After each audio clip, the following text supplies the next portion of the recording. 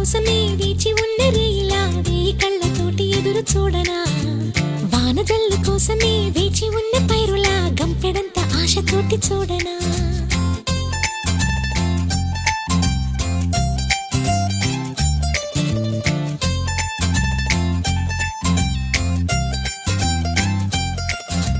జోల పాట కోసం ఉయ్యాలలోన చంటి పాపలాగా కోడి కూత కోసం తెల్లారు జాము పల్లెటూరిలాగా